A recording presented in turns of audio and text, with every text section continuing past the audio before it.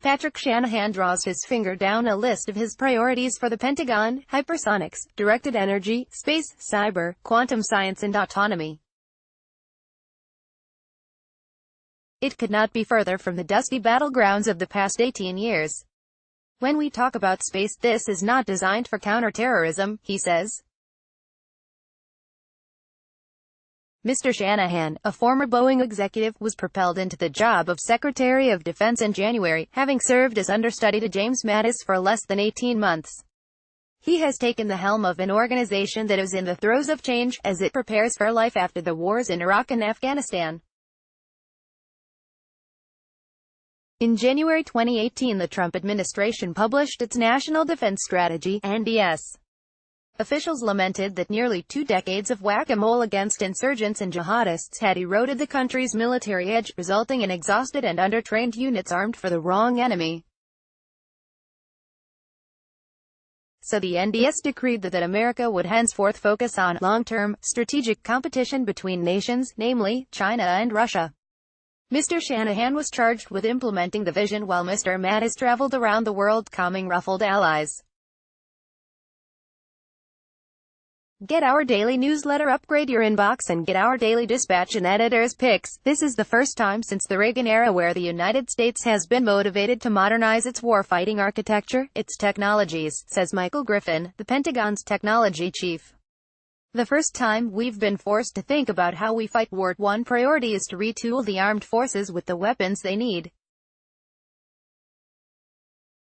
Mr. Griffin paints a picture of each service wielding its own ultra-fast and long-range hypersonic missiles, fed information from a vast satellite network girdling the skies, all of it supported by a procurement process that can spit out high-tech weapons in years rather than decades. David Norquist, Mr. Shanahan's acting deputy and the Pentagon's finance chief, points to rising investments in firepower-heavy platforms, like the Virginia-class submarine and new B-21 bomber. But he also acknowledges that big planes and ships may not survive for long under a hailstorm of Chinese or Russian missiles. So money is also going to larger numbers of smaller, cheaper and dispersible platforms, like an unmanned boat. The second priority is ensuring that the armed forces not only have the arms they need, but also the training and readiness to use them in the sort of fighting they would face in Eastern Europe and the Western Pacific. Disaster relief is nice, says one general, but this is a war-fighting operation. Ryan McCarthy, Undersecretary of the Army, says that half his brigade combat teams, freed from what was an intense pace of deployments, are now at the highest level of readiness, up from a small fraction of that 2 years ago. Basic training is being increased from 14 to 22 weeks. Training and exercise scenarios are adapting, too. They increasingly reflect large force-on-force conflict against very high-end adversaries, says John Rood, the Pentagon's policy chief. Soldiers who once practiced dealing with terrorists' roadside bombs now drill in dodging enemy airstrikes or chemical weapons. The Army is raising new battalion-sized forces, one apiece for Russia and China, which integrate cyber, electronic warfare and space capabilities, skills that were lost or neglected in the counterinsurgency years. A third focus is changing what the Pentagon actually does with its troops, planes and ships. The basic concept, says Mr. Rood, is that we're going to give priority to the Indo-Pacific. He points out that 2018 saw the longest absence of an aircraft carrier from the Persian Gulf since 2001. 2 carriers were instead sent to the Pacific.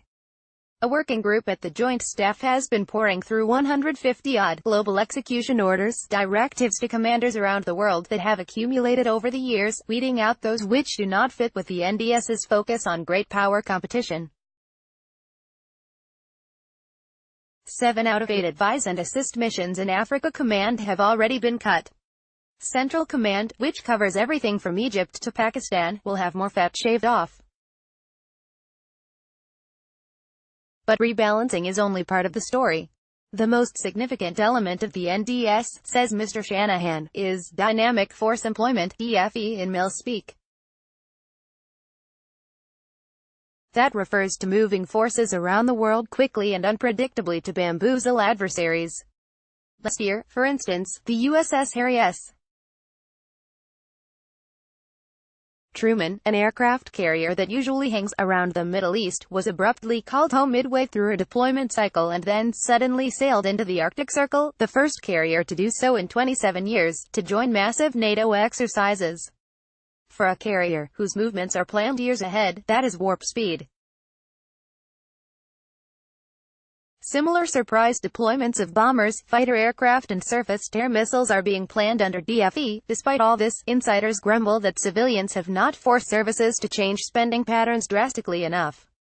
Rear Admiral Mark Montgomery, former policy director for the Senate Armed Services Committee, is concerned that the Army is still buying too many vehicles initially designed for low-end work such as light tanks. Chris Brose, the committee's former staff director, says the Pentagon is not doing anywhere near enough to develop, build and test the huge numbers of autonomous, unmanned systems it needs. Mr. Shanahan urges skeptics to wait for the 2020 budget, which he has called a masterpiece. What you'll see in these budgets is a sizable investment in these critical technologies and programs, whether it's autonomy, artificial intelligence, hypersonics, cyber. The critics haven't had exposure to those plans yet. He adds, coyly, that there's a good portion of the budget you won't ever see, implying that more radical efforts may be buried in classified spending. And he is confident that he can remold a 700,000-strong bureaucracy. People like myself, we spend our whole life implementing. We know how to move large organizations. We know where to place our bets.